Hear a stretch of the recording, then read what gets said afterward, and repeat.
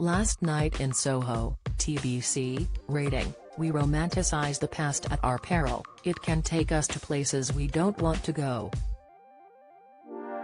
That is the message of British director Edgar Wright's brilliant film, Last Night in Soho, which had its world premiere at the Venice Film Festival on Saturday.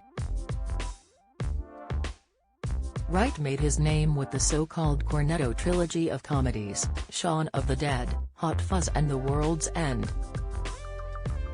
But he has since made a terrific action thriller, 2017's Baby Driver, and now proves himself a master of psychological horror as Last Night in Soho exerts a fierce grip from the start and never lets go.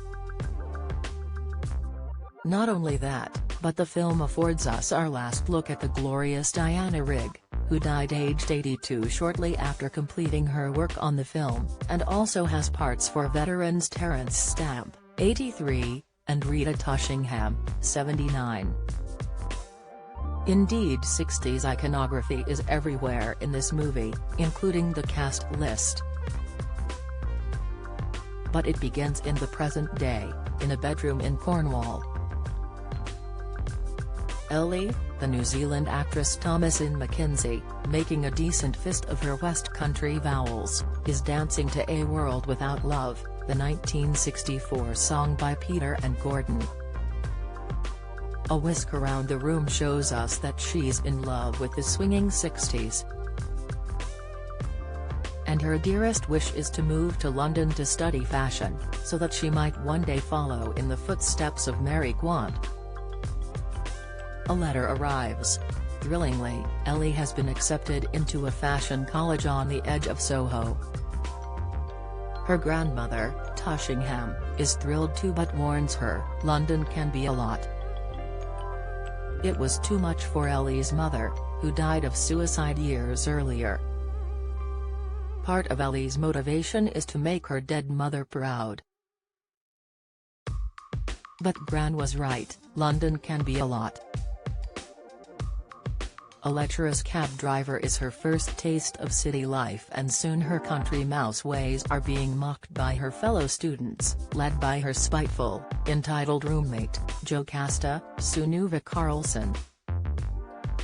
So unworldly, impressionable Ellie moves into a nearby rooming house owned by elderly Miss Collins, Rigg, who calls her dearie and seems like a better bet than Jocasta. That night, Ellie dreams vividly of the 60s. She is whisked to the Café de Paris, where Cilla Black is in cabaret. There, she acquires a kind of alter ego, an aspiring nightclub singer called Sandy, Anya Taylor-Joy, superb, whose own dreams start coming true when a roguish charmer, Matt Smith, gets her an audition. She gives a marvelously sexy performance of Downtown. Sandy is on her way. Back in the real world, these visions inspire Ellie to design clever retro dresses. She too is on her way.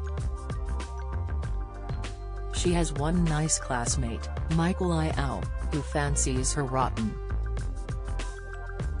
But Wright, who co-wrote the screenplay with Krysty Wilson Cairns, has a series of shocks in store, for her and for us.